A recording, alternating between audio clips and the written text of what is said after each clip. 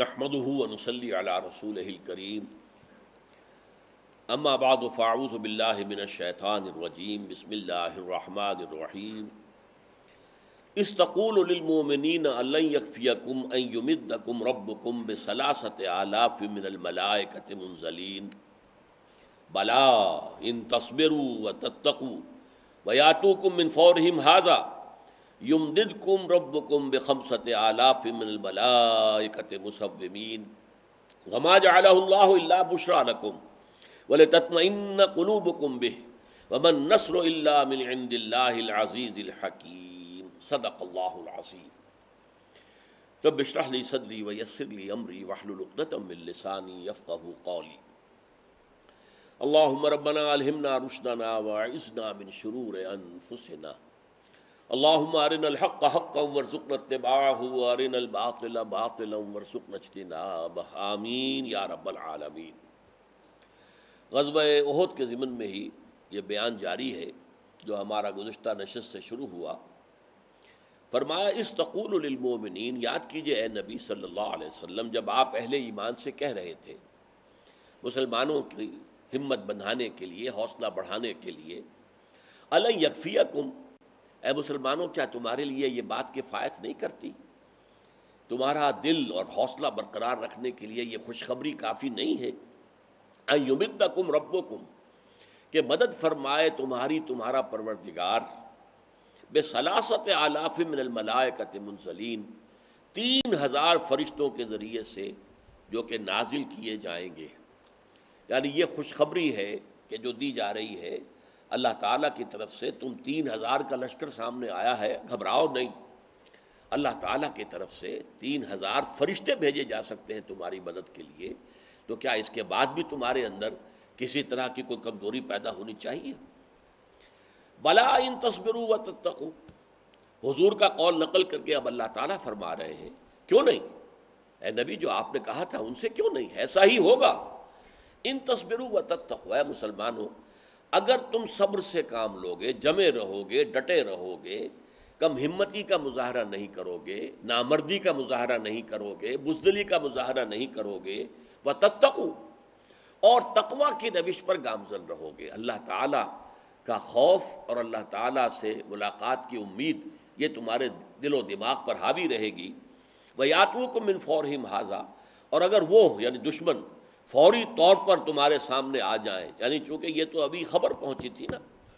کہ 500 کلومیٹر جو بھی حضرت عباس کی طرف سے بھیجا گیا تھا شخص خبر دینے کے لیے، وہ 3 دن میں 500 کلومیٹر کا سفر طے کر کے جو ہے پہنچا حضور کو خبر دینے کے لیے، اور اس کے بعد جو ہے یہ مجلس مشاورت اور آپس کا مشورہ ہو رہا ہے۔ لیکن ظاہر بات ہے کہ لشکر جو چلا تھا 3000 کا، تو لشکر کی سپیڈ تو وہ نہیں ہو سکتی، ابھی وہ آنے والا ہے کہ جس سے پہلے یہ مشورہ ہو رہا ہے۔ تو فرمایا اگر وہ فوری طور پر پہنچ جائے تمہارے سامنے، یمددکم ربکم بخمسة آلاف من الملائکۃ مسومین، تو اللہ تعالیٰ مدد فرمائے گا تمہاری 5000 فرشتوں سے جو اپنے نشان لیے ہوئے ہوں گے، اپنے اپنے علم لے کر وہ چلے آئیں گے، اپنے اپنے نشان لے کر آئیں گے،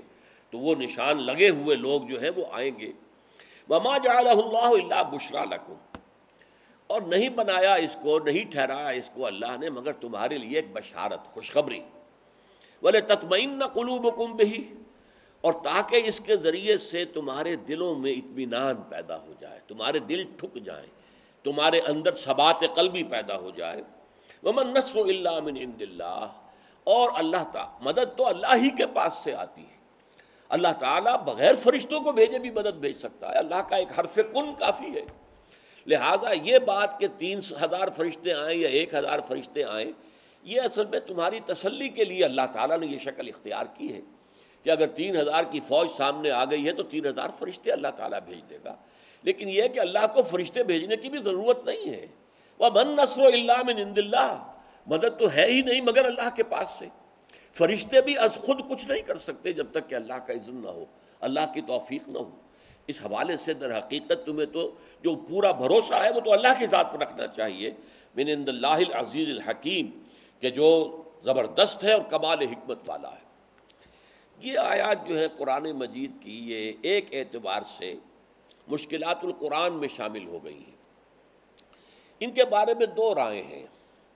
ایک تو یہ ہے کہ جو حضرت عبداللہ ابن عباس رضی اللہ تعالیٰ عنہما سے مروی ہے، جنہیں حبر الامہ کہا گیا، کہ صحابہ کرام میں قرآن مجید کے اور علم تفسیر کے سب سے بڑے جاننے والے حضرت عبداللہ ابن عباس تھے، اور ان کے پھر شاگرد ہیں، اکرمہ ہیں، مجاہد ہیں، مقاتل ہیں، یہ بڑے بڑے جو ان کے تابعی جو ان کے شاگرد ہیں، اکثر جو تفسیری روایات قرآن مجید کی ہمیں ملتی ہیں آیات کی تفسیر کے ضمن میں روایات، وہ حضرت عبداللہ ابن عباس سے انہی ان کے 4 شاگردوں کے ذریعے سے ہم تک آئی۔ تو ان کا کہنا تو یہ ہے کہ اس سے مراد احد ہی کی جنگ کا ذکر ہو رہا ہے، لیکن یہ میں نہیں جان سکتا کہ کیوں یہ سبب ہوا ہے، لیکن واقعہ یہ ہے کہ اکثر مفسرین نے اس کو جوڑا ہے بدر کے ساتھ، کہ چونکہ اس سے پہلے ذکر تھا وَلَقَدْ نَصْرَكُمُ اللَّهُ بِبَدْرٍ وَأَنْتُمْ أَذِلَّةٌ، اور اللہ نے تمہاری مدد کی تھی بدر میں بھی جبکہ تم نہایت کمزور تھے، بہت ہی ضعیف تھے۔ تو اسی سے جوڑا ہے کہ اس وقت یاد کرو اللہ نے تمہیں یہ اپنے رسول کے ذریعے سے یہ خوشخبری دے دی تھی، اور اللہ کے رسول نے تم سے کہا تھا کہ کیا تمہارے لیے یہ کافی نہیں ہے کہ اللہ تعالیٰ تمہاری مدد کرے 3000 فرشتوں کے ذریعے۔ تو یہ بات غزوہ بدر کے ساتھ جوڑ دینے کا سبب کیا ہے اسے میں سمجھ نہیں سکا ہوں، لیکن بہرحال میں نے اس کا تذکرہ کر دیا ہے۔ لیکن میرے نزدیک بات وہی ہے جو حضرت عبداللہ ابن عباس رضی اللہ تعالیٰ عنہما اور اکثر جو سیرت نگار ہیں، چاہے وہ واقدی ہوں، کلبی ہوں، مقاتل ہوں، ابن اسحاق ہوں، ان میں سے مقاتل تو ہے بھی اصل میں حضرت عبداللہ ابن عباس کے شاگرد، ان کے نزدیک یہ معاملہ بدر کا نہیں ہے، یہ احد ہی کا ہے۔ بدر میں جب یہ بات آئی تھی تو وہ میں آپ کو سورہ انفال کی آیت سنا دیتا ہوں، استستغیثون ربکم، یاد کرو، یہ سورہ انفال سے ہے، بدر کے حالات پر تبصرے کے ضمن میں، استستغیثون ربکم، جب تم فریاد کر رہے تھے اپنے رب سے کہ اے رب ہم بہت کمزور ہیں، اے رب ہماری مدد فرما۔ اور اس میں اشارہ ہو سکتا ہے حضور نے بھی جو طویل سجدہ کیا تھا غزوہ بدر سے قبل کی رات جو تھی، وہ دونوں لشکروں کے درمیان جو جگہ تھی وہاں ایک جگہ پر گھاس پھوس کی جھونپڑی بنا دی گئی تھی، اور وہاں حضور صلی اللہ علیہ وسلم نے رات بسر کی ہے اور طویل ترین سجدہ اپنی زندگی کا کیا ہے، اور دعائیں مانگی ہیں کہ اے اللہ میری 15 برس کی کمائی یہ ہے جو میں نے میدان میں ڈال دی ہے، اور اے اللہ اگر کل یہ ہلاک ہو گئے تو پھر قیامت تک تیرا نام لینے والا کوئی نہیں ہوگا۔ اس کی وجہ صاف ہے کہ میں تیرا آخری نبی، آخری رسول ہوں، میرے پاس کوئی رسول نہیں، کوئی نبی نہیں، اور میری 15 برس کی کمائی یہ ہے جو میدان میں نے ڈال دی ہے، لہذا اگر یہ ہلاک ہو گئے تو جس پر حضرت ابو بکر نے پھر کہا حسبک حسبک، حضور بس کیجئے بس کیجئے، آپ نے دعا مانگنے کی بھی جو آخری حد تک بات کو پہنچا دیا ہے۔ پھر حضور جو ہے آپ نے سجدے سے سر اٹھایا ہے اور آپ نے فرمایا کہ یہ سیہزم الجمع ویولون الدبر، وہ جو آیت جو ہے مکی ہیں یہ آیات، یہ سورہ قمر کی آیات، لیکن اس وقت حضور کی زبان پر جاری ہو گئی کہ یہ ساری جمعیت جو ہے اس کو ہزیمت ہوگی، اس کو شکست ہوگی، اور وہ پیٹھ دکھا کر بھاگیں گے۔ تو یہ واقعہ جو ہے یہ اس وقت کا ہے، استستغیثون ربکم، جبکہ تم مدد مانگ رہے تھے، فریاد کر رہے تھے اپنے رب سے، فاستجاب لکم، تو اللہ نے تمہاری دعا کو، فریاد کو، تمہاری درخواست کو پذیرائی بخشی، قبول کیا، انی ممدکم بألف من الملائکۃ مردفین، کہ میں تمہاری مدد کرنے والا ہوں 1000 فرشتوں سے جو ایک دوسرے کے بعد لگے آئیں گے۔ ردیف کہتے ہیں پیچھے، گھوڑے پر سوار ایک مین ہے، اس کے پیچھے کوئی بیٹھا ہے وہ ردیف کہلاتا ہے، اونٹ کے اندر بھی ایک سوار اور اس کے پیچھے جو بیٹھا ہے وہ ردیف کہلاتا ہے۔ تو وہ آئیں گے یعنی گروہوں کے اندر لگاتار۔ وما جعلہ اللہ الا بشرا، یہاں بھی وہی الفاظ آئے ہیں، اور نہیں بنایا اس کو مگر اللہ نے تمہارے لیے مگر بشارت، ولتطمئن بہ قلوبکم، اور تاکہ اس کے ذریعے سے اللہ تمہارے دلوں کو اطمینان حاصل ہو جائے۔ وما النصر الا من عند اللہ، اور مدد تو ہے ہی نہیں مگر اللہ کے پاس سے۔ اللہ قادر ہے علی کل شیء، وہ جب چاہے صرف ایک حرف کن سے سارا کا سارا معاملہ تخلیق بھی کر سکتا ہے، اس کو ہلاک بھی کر سکتا ہے، ختم بھی کر سکتا ہے۔ لیکن یہ کہ انسان کی اپنی جو ایک طبع بشری ہے، جو ایک انسان کے اندر جو کمزوری ہے، اس کے حوالے سے خلق الانسان ضعیفا، قرآن مجید میں فرمایا گیا کہ نہیں، انسان کے اندر خلقی اعتبار سے، روح کے اعتبار سے انسان کا مقام بہت بلند ہے، تمام فرشتوں سے بلند ہے، لیکن سرشت جو ہے، حیوانی سرشت ہماری جو ہے، ہماری خلقت جو ہے جو مٹی سے ہے، اس کے اعتبار سے ہم نیچوں میں بہت نیچے ہیں۔ لقد خلقنا الانسان فی احسن تقویم ثم رددناہ اسفل سافلین. تو در حقیقت اسی اعتبار سے ہم اپنی سرشت کے اعتبار سے خلق الانسان من عجل، انسان میں جلد بازی بہت ہے، اور یہ کہ ان الانسان خلق ضعیفا، انسان کمزور پیدا کیا گیا ہے. لہذا اس کمزوری کے مد نظر ہم نے یہ شکل اختیار کی کہ 1000 فرشتے ہم نے بھیجے. اور یہ بات کس قدر منطقی ہے کہ مکے میں چونکہ مقابلے میں 1000 تھے کافر، لہذا 1000 کی تعداد آئی، جبکہ بدر میں، مراد بدر میں ہے، بدر میں چونکہ مقابلے میں 313 کے 1000 کافر تھے تو وہاں فرشتوں کی تعداد بھی 1000 آئی.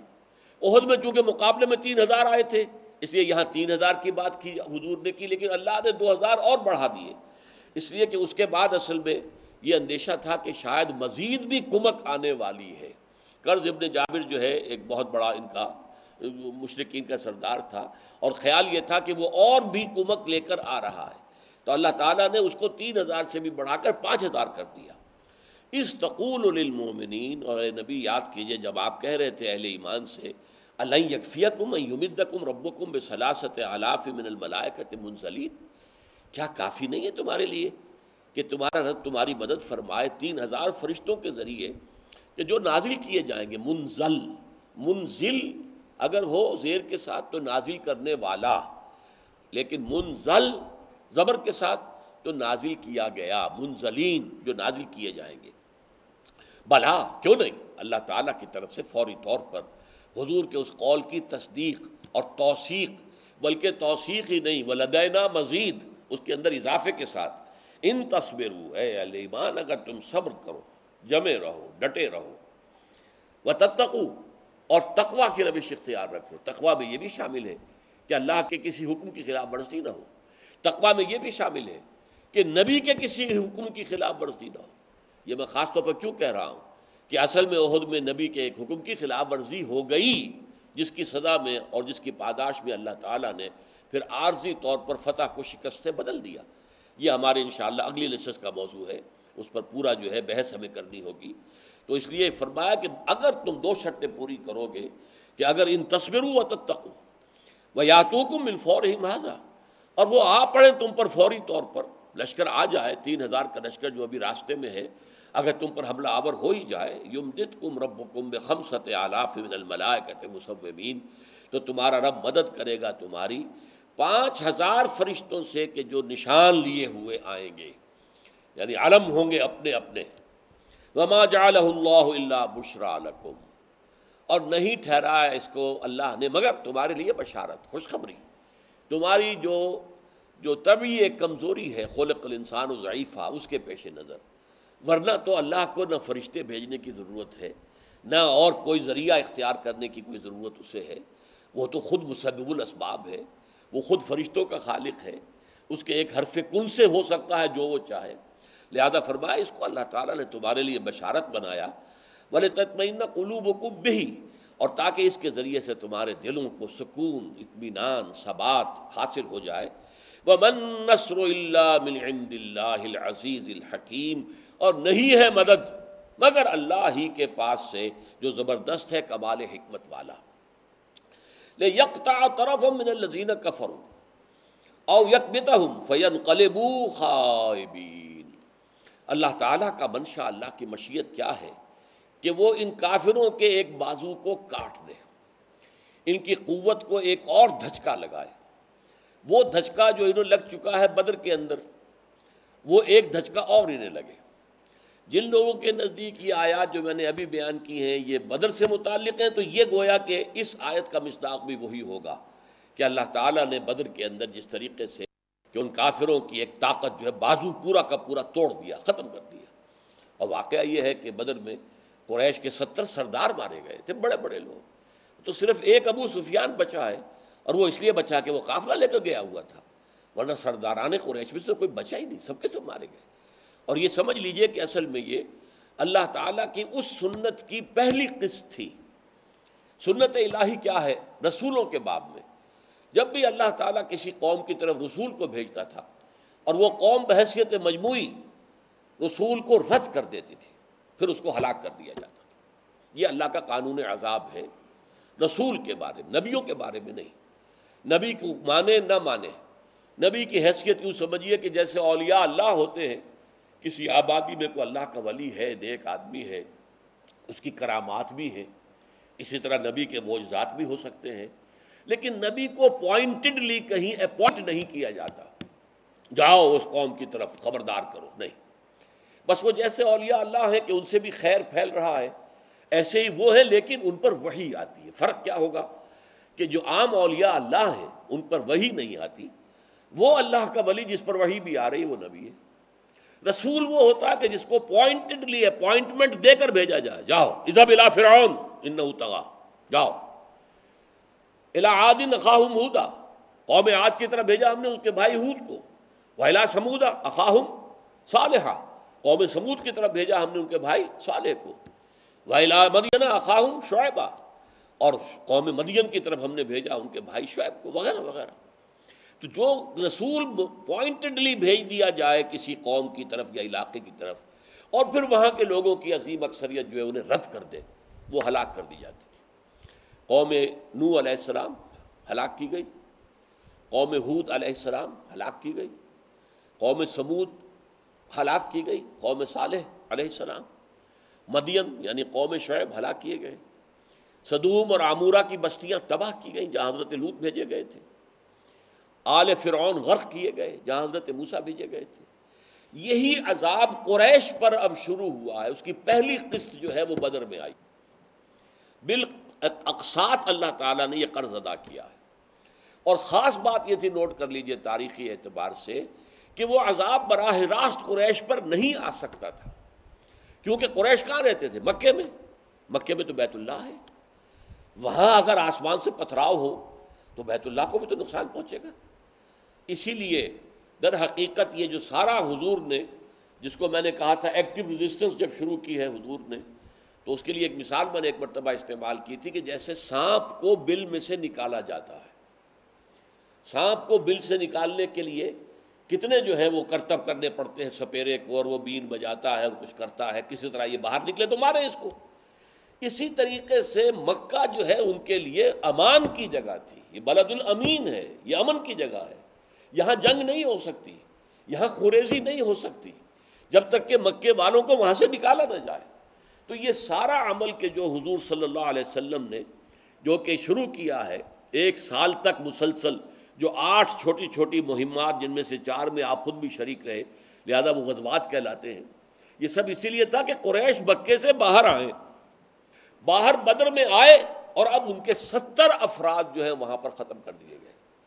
یہ عذاب الہی کی پہلی قسط تھی کہ جو قریش کو ملی ہے حضور صلی اللہ علیہ وسلم کو رد کر دینے کی پاداش میں۔ تو یہ جن لوگوں کی رائے یہ ہے کہ یہ اصل میں بدر ہی کا معاملے کا تذکرہ ہو رہا ہے، ان کے نزدیک اس کے معنی کیا ہوں گے کہ اس آیت کا تعلق بھی بدر سے ہے، لِيَقْطَعَ طَرَفًا مِّنَ الَّذِينَ كَفَرُوا أَوْ يَكْبِتَهُمْ، یا انہیں خائب و خاسر کر دے، ذلیل کر دے، فَيَنْقَلِبُوا خَائِبِينَ، اور پھر وہ لوٹ جائیں نہایت رسوا ہو کر۔ تو یہ میں نے پہلے بھی عرض کیا کہ یہ آیات مشکلات القرآن میں سے ہیں، کہ آیا ان کا تعلق غزوہ احد سے ہے یا غزوہ بدر سے ہے۔ جیسا کہ میں نے عرض کیا، حضرت عبداللہ ابن عباس کی رائے پختہ یہی ہے کہ غزوہ احد سے متعلق ہے۔ ظاہر بات ہے کہ احد میں بھی یہ قرشیوں کا کیونکہ لوگ بھی مارے گئے ہیں، اور ظاہر بات ہے کہ آخری فتح تو انہیں حاصل نہیں ہو سکی، بلکہ بعد میں جب کہ یعنی مسلمان جو ہیں وہ زخموں سے چور چور تھے، 70 شہید ہو چکے تھے، اور اس دوران میں حضور مجروح ہوئے تھے، حضور کے دندان مبارک شہید ہوئے تھے، حضور کا خون اتنا نکل گیا تھا کہ آپ بے ہوش ہو کر گر پڑے ہیں، اور خبر اڑ گئی کہ آپ جو ہے شہید ہو گئے ہیں۔ لیکن اس کے بعد جو ہے اللہ تعالیٰ نے اس کے بعد بھی قریش کو واپس کر دیا، چلے گئے وہ، اور بعد میں انہیں پچھتاوا بھی ہوا۔ خالد ابن ولید کہتے بھی رہے ابو سفیان سے، لیکن لشکر کا جو تھا سپہ سالار ابو سفیان تھے، لہذا خالد ابن ولید میں دونوں بعد میں ایمان لے آئے ہیں۔ خالد ابن ولید کو تو اللہ تعالیٰ نے سیف اللہ کا خطاب دلوایا ہے حضور صلی اللہ علیہ وسلم کے دست مبارک سے، زبان مبارک سے، دہن مبارک سے، لیکن یہ کہ اس وقت تک دونوں کفار کی طرف سے تھے۔ تو خالد بن ولید کہتے رہے ابو سفیان سے کہ آپ اب واپس نہ جائیں، پہاڑ پر چڑھ جائیں جہاں پر کہ پناہ لے لی ہے حضور نے اور مسلمانوں نے، اور ان کو ختم کریں، یہ قصہ پاک کریں آج۔ لیکن ابو سفیان نے کہا نہیں، the risk is too high، خطرہ وہ اونچائی پر ہے، پہاڑ پر ہیں، ہم ان کی طرف بڑھیں گے وہ پتھر ہی ماریں گے ہمیں تو ہمارے مر جائیں گے، ختم ہو جائیں گے۔ لہذا نہیں، بس ہم نے بدلہ جو ہے وہ بدر کا لے لیا ہے۔ بدر میں ہمارے 70 مارے گئے تھے، آج ان کے 70 شہید ہو گئے ہیں، ہم نے بدلہ لے لیا ہے، اب آئندہ پھر دیکھیں گے بعد میں۔ تو یہ ان کے درمیان کنٹروورسی تھی، لیکن کچھ دور واپس جانے کے بعد ابو سفیان کو بھی یہ خیال آیا کہ واقعی مجھ سے غلطی ہوئی ہے، مجھے تو واپس جا کر اس معاملے کو ختم کر دینا چاہیے۔ بری طریقے سے شکستہ ہو چکے ہیں مسلمان جو ہیں، ان کے دل ٹوٹے ہوئے ہیں، حضور پر جو بیتی ہے وہ ان کے سامنے ہے۔ 70 صحابہ حمزہ اور مصعب بن عمیر سمیت رضی اللہ تعالی عنہما شہید ہو گئے، لیکن حضور کو اس کا اندازہ تھا کہ قریش کو اپنی اس غلطی کا احساس ہوگا، لہٰذا آپ نے مسلمانوں سے اگلے ہی روز صبح کہا،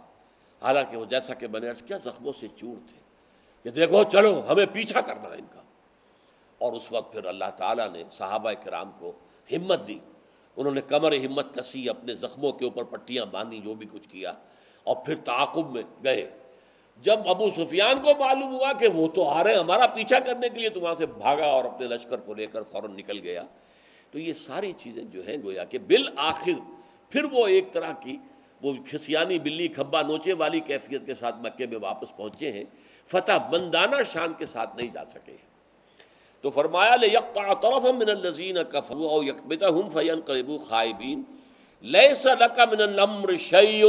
أَوْ يَتُوبَ عَلَيْهِمْ أَوْ يُعَذِّبَهُمْ فَإِنَّهُمْ ظَالِمُونَ۔ یہ بڑی اہم آیت بھی ہے قرآن مجید کی، اور بڑا نازک مقام بھی ہے۔ حضور صلی اللہ علیہ وسلم کا ایک بہت بلند مقام ہے ہمارے دلوں میں، اللہ اسے اور بھی بلند کرے، لیکن یہ ایک مقام ایسا ہے قرآن مجید کا کہ جس میں اللہ تعالیٰ کی طرف سے حضور پر ایک قسم کا ظاہری طرح کا عتاب ہوا ہے۔ ہوا یہ کہ جب حضور صلی اللہ علیہ وسلم کے چہرہ مبارک کے اوپر تلوار کا وار پڑا، ابن قمیہ تھا جس کے تلوار کا وار پڑا ہے، تو جو خود پہنا ہوا تھا آپ نے، اس کی 2 کڑیاں آپ کی اس رخسار مبارک کی ہڈی کے اندر دھنس گئیں۔ ظاہر بات ہے اسی کے نیچے جو ہے وہ دانت ہیں، اوپر کا جو جبڑا ہے اس کے دانت، تو حضور کے 2 دندان مبارک بھی شہید ہو گئے۔ اچھا، وہ کڑیاں جو گھس گئی تھیں اس اپنے رخسار مبارک کی ہڈیوں کے اندر، اسے پھر ایک صاحب نے نکالنے کی کوشش کی ہے دانتوں سے پکڑ کر، تو ان کے دانت نکل گئے اور وہ کڑیاں نہیں نکلی۔ پھر جیسے بھی ہوا، جو بھی جتن کیے، کڑیاں نکالی ہیں تو خون کا فوارہ چھوٹا، اور اتنا خون آپ کا چلا گیا کہ پھر آپ بے ہوش ہو گئے۔ اس سے پہلے، بے ہوش ہونے سے پہلے، آپ کی زبان مبارک سے ایک کلمہ نکل گیا، کیف یہدی اللہ قوما خضبوا وجہ نبیہم بالدم۔ اللہ اس قوم کو کیسے ہدایت دے گا جس نے اپنے نبی کے چہروں کو خون سے رنگ دیا؟ اب یہ ذرا حضور کی شان کے مطابق بھی نہیں تھی بات، اور پھر یہ کہ فیصلہ تو اللہ کے ہاتھ میں ہے، اللہ کس کو ہدایت دے دے۔ لہذا یہاں وہ الفاظ لیس لک من الامر شیء، اے نبی آپ کے ہاتھ میں کوئی اختیار نہیں ہے، کسی کو ہدایت دینا نہ دینا اللہ کے ہاتھ میں، جیسے کہ فرمایا گیا ہے اے نبی انک لا تہدی من احببت ولکن اللہ یہدی من یشاء، آپ کے ہاتھ میں اختیار نہیں ہے کہ جس کو چاہیں آپ ہدایت پر لے آئیں، یہ اللہ کا اختیار ہے، جس کو چاہے ہدایت دیتا ہے۔ جس کے سب سے بڑی مثال ابو طالب حضور کے محسن ہیں، پرورش کرنے میں بھی ہاتھ ہے، پھر یہ کہ پوری سپورٹ خاندان بنی ہاشم کی ان کے ذریعے سے ملی ہوئی، لیکن ایمان نہیں لائے۔ کس قدر خواہش تھی حضور کی کہ بغیر ایمان کے، بغیر کلمہ شہادت کے یہ دنیا سے رخصت نہ ہو۔ مرتے دم بھی کہا ہے چچا جان میرے کان میں ہی کلمہ شہادت پڑھ دیجئے، میں اللہ کے ہاں گواہی دے دوں گا کہ انہوں نے کلمہ شہادت ادا کیا تھا۔ لیکن اس وقت وہ عرب کے اندر جو ایک خاص اپنی وہ ایک عزت نفس ہوتی تھی، ابو طالب کے اوپر اس کا غلبہ ہو گیا کہ بھتیجے میں جانتا ہوں تیرا دین سب سے اچھا ہے، لیکن میں یہ نہیں چاہتا کہ عرب کی عورتیں پھر تانا دیں کہ ابو طالب موت سے ڈر گیا، یعنی موت کے وقت آ کر اس نے پھر یہ کلمہ پڑھا ہے تو موت سے ڈر کر کیا ہے۔ یہ تانا نہیں میں سننا چاہتا، میں نہیں چاہتا کہ میرے بعد عرب کی عورتیں مجھ پر یہ تانا زنی کریں۔